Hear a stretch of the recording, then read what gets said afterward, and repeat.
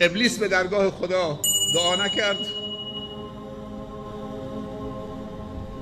وقتی برای آدم سجده نکرد، سجده شرف نکرد و نافرمانی خدا کرد،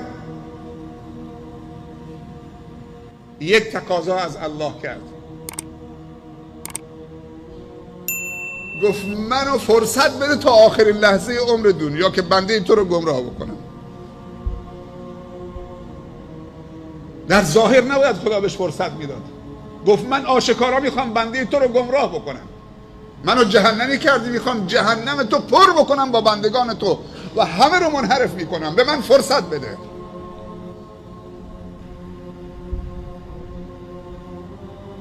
الله دعاشو استجابت کرد یا گفت تو دشمن منی و دشمن بندگان منی، فرصت نیست.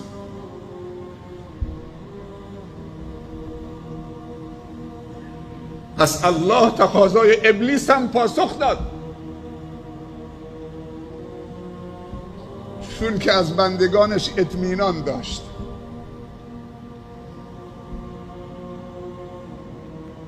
هر چند روزی منحرف بشن، سر به سر این دشمن قسم خورده بگذارن، یه روزی توبه میکنن، یه روزی بر میگردن، جمعه تا جمعه، حج و عمره.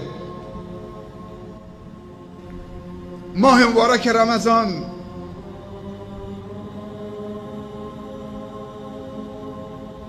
امروز شیطان چی کاره است؟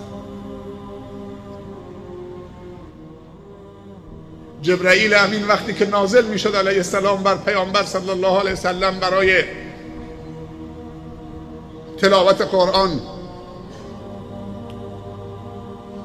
وقتی میخواست بره میگفت سلام خدیجه رو برسون. سبحان الله.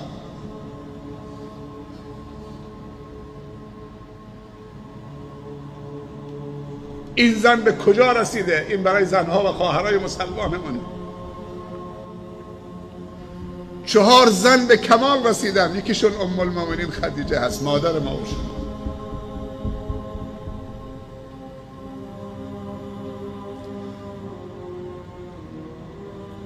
سلام خدیجه را برسند. یکیش آسیه هست، همسر فرعون، دعا میکرد رب ابن لی عندک بیتا فی الجنه و نجنی من فرعون و عمله و نجنی من القوم الظالمین.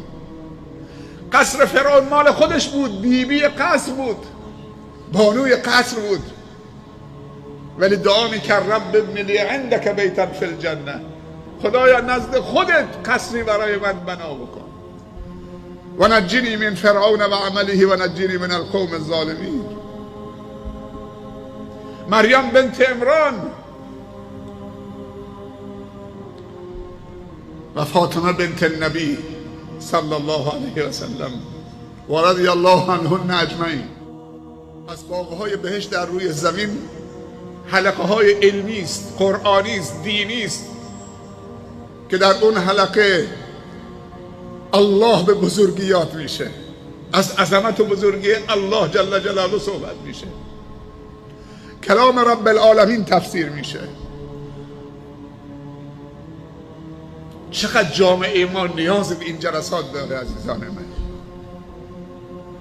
الان نفس ها به آرامش رسیده، به طمأنینه رسیده.